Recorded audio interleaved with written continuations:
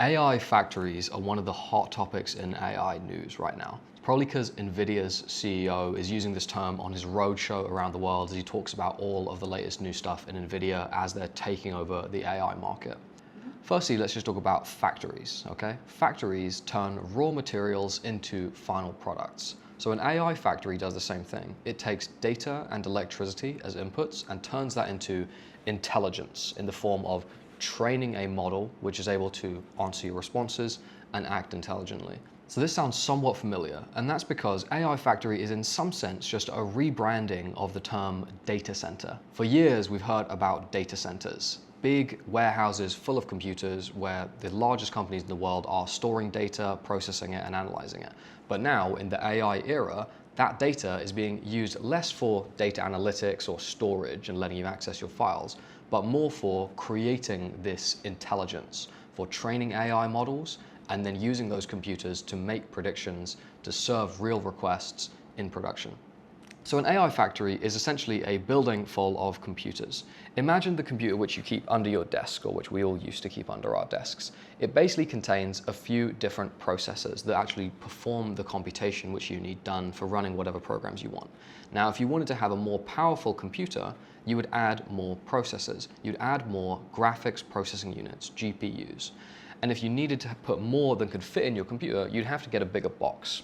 If you want to make a really powerful computer, keep adding more GPUs until this box gets really big.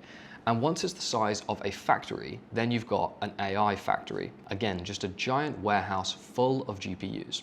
The reason we need these GPUs is because today's artificial intelligence models are so large, they have so many parameters, that we need that many GPUs, maybe on the order of hundreds of thousands, to be able to, number one, train the models, and number two, predict outcomes which users actually want when we put these models into real products.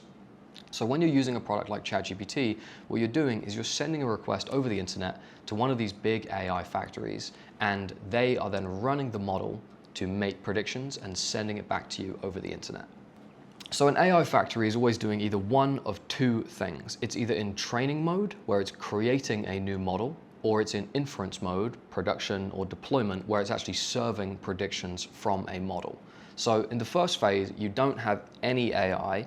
You take a lot of data and electricity, and you show an AI system examples, which takes a lot of processing power, giving it feedback every time it makes a prediction, until finally it's intelligent enough to be useful.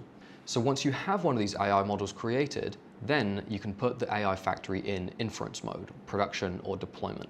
And that's where you're listening for requests from real users and serving the already trained model. The model isn't getting any smarter at this point, but it is responding to real requests and hopefully providing real value to your users. In conclusion, that's pretty much all you need to know at the surface level about AI factories. They are real, not hype, even though they're making the most of a new rebranded label.